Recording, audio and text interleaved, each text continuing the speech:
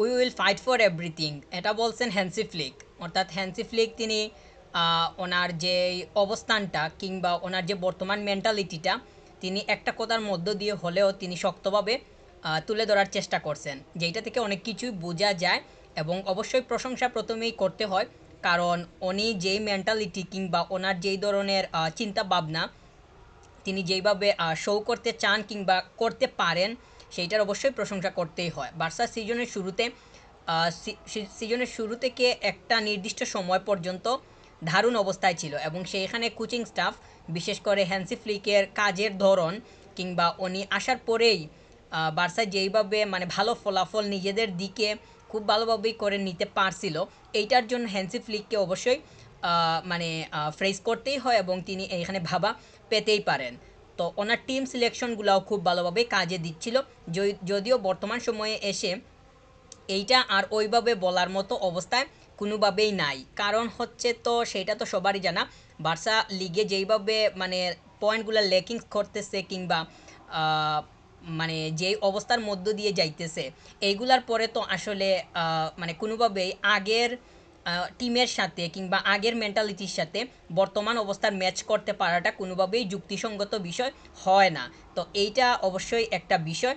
আরেকটা বিষয় হচ্ছে তিনি বলছেন যে I promise we will fight for everything. তিনি বলতেছেন সব কিছুর জন্য ফাইট করব। অবশ্য বার্সার মতো ক্লাব সব কিছুর জন্য ফাইট দিবে, এইটা তো অবশ্যই একটা মানে সাধারণ বিষয়ই বলা যায়।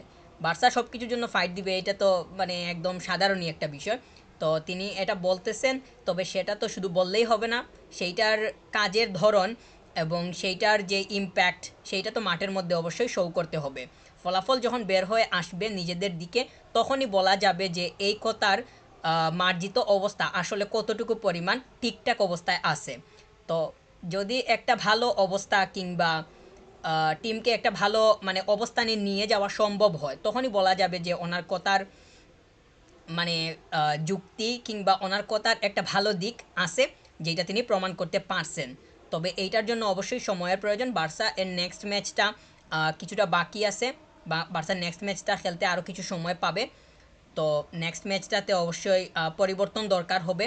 পরিবর্তন বলতে খেলার যেই স্ট্র্যাটেজিটা, এইটাতে চেঞ্জিং প্রয়োজন আছে বলেই মনে করতেছে। কারণ লাস্ট ম্যাচটা শেষ হওয়ার পরে বার্সা যেইভাবে শেষ করছে, ওই শেষ হওয়াটা কোনোভাবেই প্রত্যাশিত ছিল না।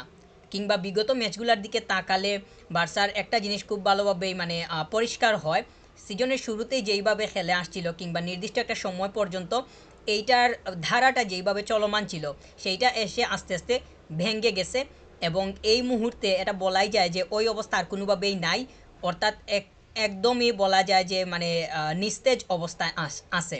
তো ওই ধারাকে আবার জাগিয়ে তুলতে হলে আহ, যেইভাবে কথা বলতেছেন ওই অনুযায়ী কথা অনুযায়ী কাজটা শো করা দরকার হবে। আর আমার কাছে মনে হয় যে হ্যান্সি ফ্লিকের উপরে ভরসা রাখা যাবে। যদিও এই মুহূর্তে এসে বার্সা যেইভাবে বিগত সময়গুলা মানে বিগত ম্যাচগুলা যেইভাবে শেষ করছে, ওইটার পরে এই মুহূর্তে এসে বার্সার উপরে মানে বার্সাকে কেন্দ্র করে ভালো কোনো কিছু বলা ওইভাবে আসলে মানে যুক্তিসঙ্গত হবে কিনা সেইটা একটা বিষয়। তবে আমি নিজেই এটা মনে করতেছি যে কোচিং স্টাফদের অবশ্যই এখানে ক্যাপাবিলিটি আছে এই টিমটাকে ভালো কোনো অবস্থানে নিয়ে যাওয়ার। আর সেইটা করতে হলে অবশ্যই প্লেয়ারদের উপরে তো মানে প্লেয়ারদেরকে কিভাবে ব্যবহার করতে হবে সেইটার উপরে বেশি নজর দেওয়াটা দরকার হবে। কারণ যত পরিকল্পনা আছে, যত ট্যাকটিক্স আছে কিংবা যত স্ট্র্যাটেজি আছে, সবগুলারই তো বাস্তবায়ন করবে প্লেয়াররা। তো মাঠের মধ্যে আসলে যেই কাজগুলো হবে ওইগুলাই হবে গিয়ে কথা বলার জন্য সবচেয়ে বড় উপাদান। তো বার্সা যদি নিজেদের দখলে পয়েন্টগুলো নিয়ে আসতে পারে লা লিগাতে, সেইটাই হবে বার্সার জন্য ঘুরে দাঁড়ানোর সবথেকে বড় মন্ত্র। আর এইটা বার্সা কতটুকু পরিমাণ আয়ত্ত করতে পারে, সেইটাই হইতেছে সবথেকে বড় বিষয়। সামনে বার্সার ম্যাচ আছে, ওই ম্যাচটাতে গিয়ে হয়তো দেখা যাবে যে বার্সা এর অবস্থাটা আসলে আগের তুলনায় উন্নতি হয়েছে নাকি অবনতি হয়েছে। তো এই বিষয়টা আমার কাছে মনে হয় যে হ্যান্সি ফ্লিকের অবস্থানটা আরও বেশি পরিমাণ মানে পরিষ্কার করবে।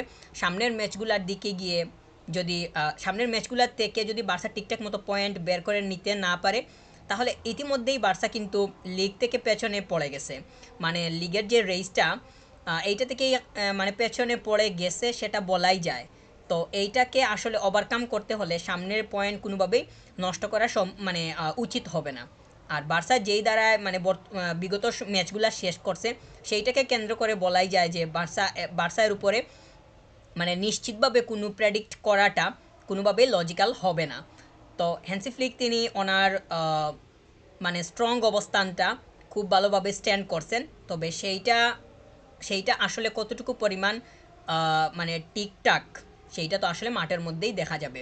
আর আমার কাছে মনে হয় যে কোচিং স্টাফদের মানে ওনারা যেই স্টাইলে খেলাতে চাইতেছেন, বিগত ম্যাচগুলো যেই স্টাইলে গেছে ওইটা থেকে বের হয়ে এসে নতুন কোনো একটা ধারা কিংবা ফরমেশনে যদি চেঞ্জিং প্রয়োজন হয় কিংবা প্লেয়ার্সদের মানে প্লেয়ার্স চেঞ্জিংয়ে যদি কোনো পরিবর্তন দরকার হয় বা খেলা যে স্টাইলে বার্সা খেলতে চাইতেছে ওইটা বদল করে দিয়ে নতুন কোনো কিছু বা নতুন কোনো স্টাইল যদি নিয়ে আসা যায় সেইটা বার্সার জন্য আমার কাছে মনে হয় যে ইফেক্টিভ হইতে পারে।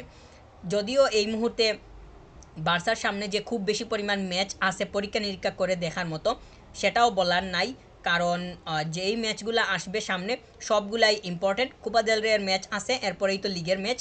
তো ওইখানে তো আসলে এক্সপেরিমেন্টের যে খুব বেশি পরিমাণ স্কুপ আছে সেইটা বলার তো আসলে কোনো মানে সুযোগ ওইভাবে নাই। তবে অপরচুনিটি যদি ক্রিয়েট করে নেওয়া যায় তাহলে সেইগুলোকে কাজে লাগাতে পারাটা সহজ হবে।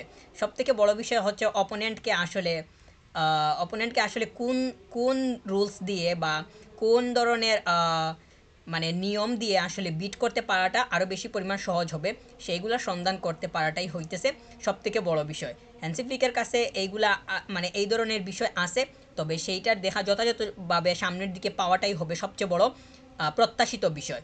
এই প্রত্যাশার জায়গা যদি কোনোভাবে অসম্পূর্ণ থাকে তাহলে কিন্তু এইটা বার্সাকে সামনের দিকে অনেক বেশি পরিমাণ ভোগাবে।